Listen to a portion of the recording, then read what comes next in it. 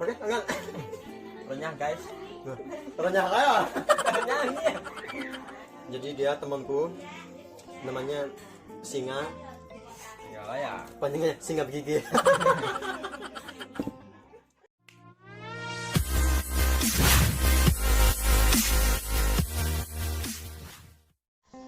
Hello guys, welcome back to my YouTube channel Bujang Daya. Oke, kali ini saya mau memperlihatkan kepada teman-teman bagaimana proses pembuatan makanan khas Dayak yang sering digunakan saat acara-acara ritual adat, khususnya kami Dayak Desa. Karena makanan ini wajib untuk disajikan pada saat-saat acara tersebut. Selain itu, makanan ini juga sering disajikan saat-saat acara-acara besar seperti Gawe Dayak. Gawe Dayak ini artinya pesta syukuran atas panen padi. Nah, itu disebut Gawe Dayak. Makanan ini kita sebut di sini namanya tepung. Oke, kita lihat bagaimana proses pembuatannya. Pertama, kita siapkan beras ketan, labu kuning atau buah pergi, gula merah, dan air. Langkah selanjutnya, beras ketan kita rendam menggunakan air beberapa saat. Kemudian kita rasakan apakah sudah remah atau belum. Jika dirasa sudah remah, artinya sudah siap untuk ditumbuk. Kemudian ditiriskan. Ini namanya alu dan lesung.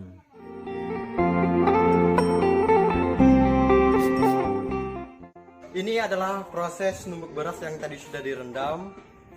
Dan untuk mengetahui beras sudah siap ditumbuk, dia dirasa kalau sudah remah berarti dia sudah siap untuk ditumbuk.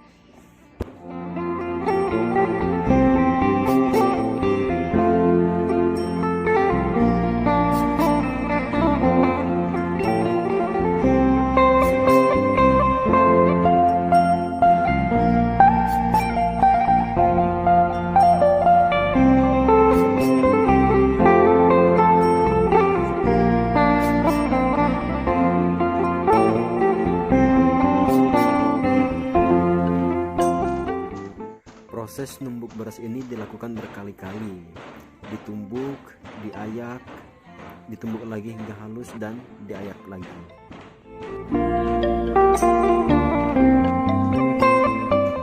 Mungkin ada yang bertanya, mengapa tidak menggunakan mesin penggiling beras? Karena dari cita rasa, lebih enak rasanya yang diolah secara tradisional. Selain itu, hikmahnya adalah dalam proses pembuatannya dilakukan secara gotong royong atau saling membantu. Itulah enaknya tinggal di kampung.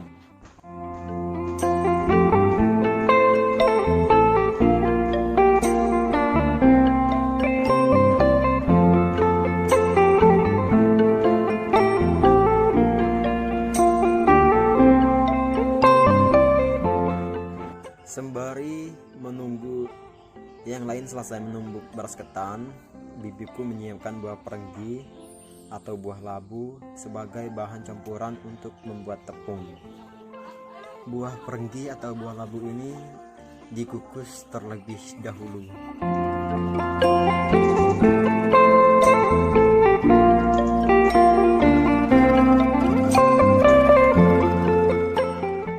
Oke, ini adalah beras ketan yang tadi sudah selesai ditumbuk.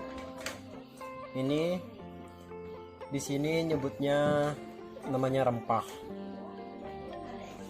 Beras ketan yang sudah ditumbuk jadilah rempah. Jadi di sini nyebutnya rempah.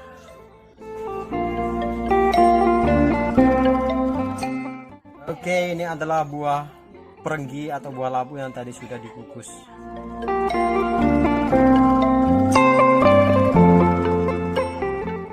Satukan gula merah dengan buah perenggi yang tadi sudah dikukus. Kemudian haluskan hingga merata.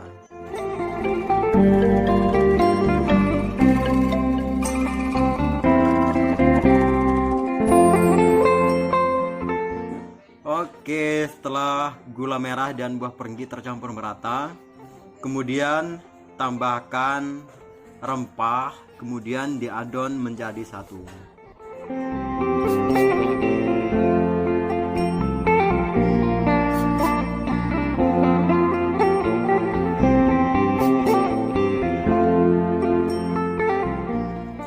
Oke, ini adalah adonan yang sudah tercampur rata. Kemudian kita lanjut ke proses pembuatan tepungnya.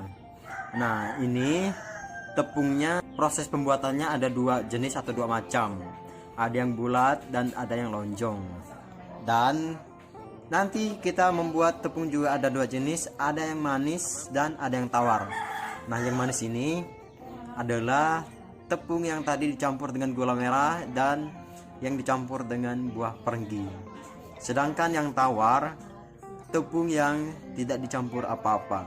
Dan rasanya juga tidak kalah enak dengan tepung yang dicampur dengan gula merah dan buah perenggi.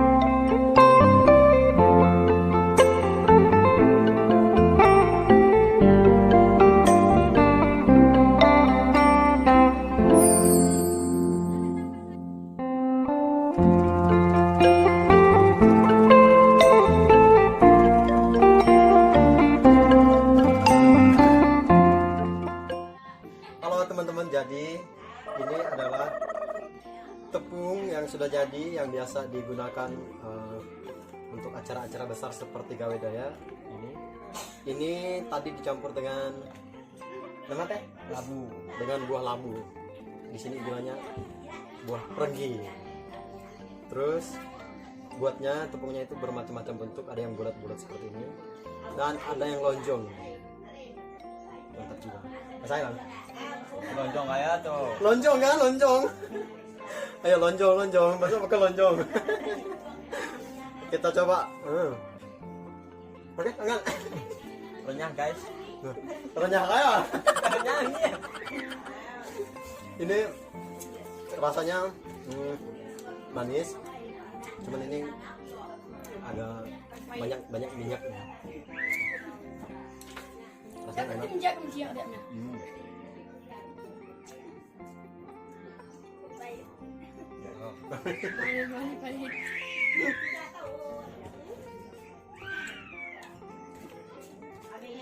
Yang pengen merasakan makanan khas Dayak, buruan datang ke Kalimantan.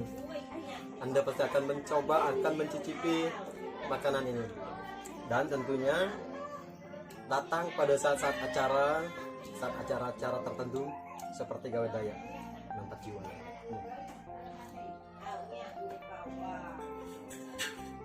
Memilih tingan. Ayo, aku makan apa? Jadi dia temanku, namanya Singa. Ya. Panjangnya Singa Begigi.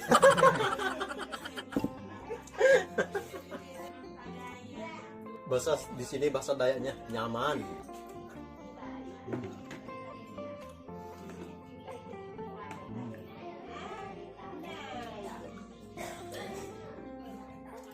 Hangat ya.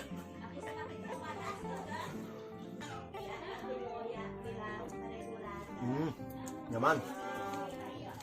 Pak.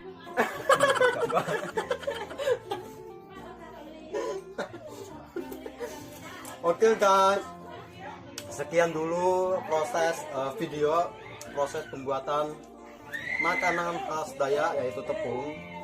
Masih banyak lagi makanan khas Dayak lainnya. Nanti kalau teman-teman pengen tahu, pengen lihat apa-apa aja makanan khas Dayak lainnya, jangan lupa untuk subscribe, komen, dan like. Oke, bye